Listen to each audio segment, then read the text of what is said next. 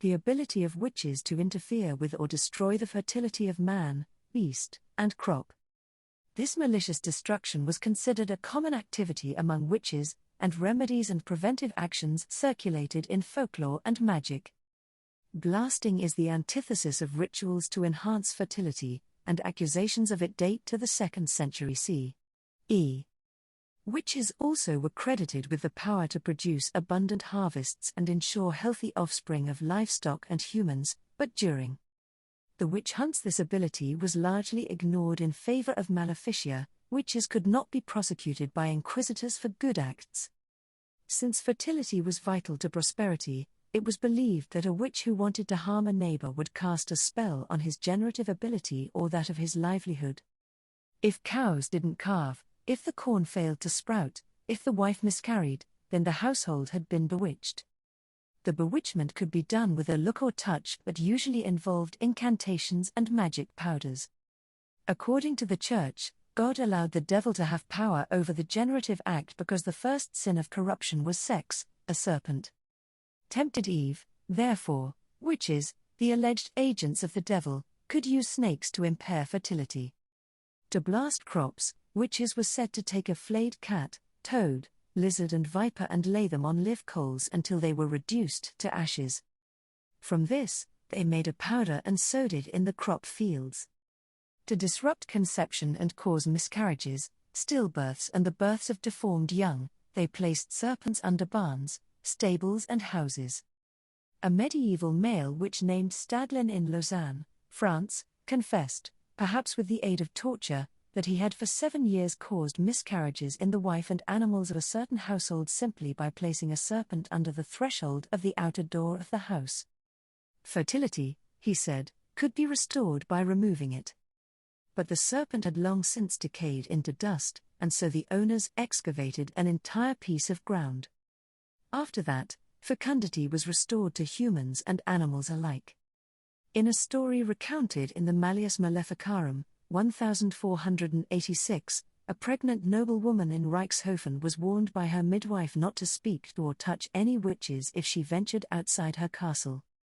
She did go out and after a while sat down to rest. A witch came up and put both hands on her stomach, causing her immediately to begin aborting the fetus.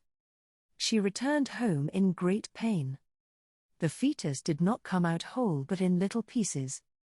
Witches reportedly could blast generations of a family with such curses as a heavy pox to the 9th generation or pox, piles and a heavy vengeance.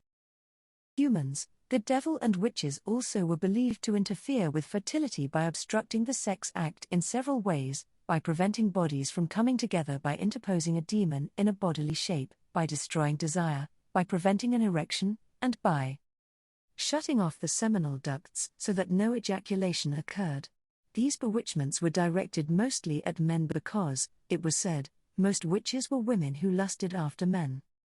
The devil preferred to work through witches rather than directly because that offended God more and increased the devil's power. The removal of the male organ by a witch was explained as illusion, though the devil was said to have the power actually to take the organ away physically. A spurned mistress, for example, might be a witch who cast a spell to make her lover believe he had lost his penis, he couldn't see or feel it. The only way to restore it was to get the witch to remove the curse. If she didn't or couldn't, the effect was permanent. One story attributed to a Dominican priest tells of a young man who came to confession and proved to the father that he was missing his penis by stripping off his clothes. The priest could scarcely believe his eyes. The young man convinced the witch who'd bewitched him to remove her curse, and his penis was restored.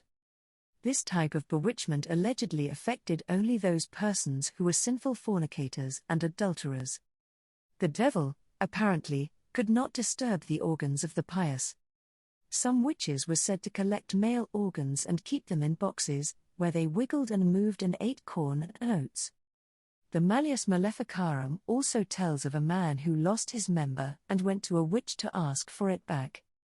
She told the afflicted man to climb a certain tree, and that he might take witchy-like out of a nest in which there were several members. When he tried to take a big one, the witch said, "You must not take that one," adding, "because it belonged to a parish priest."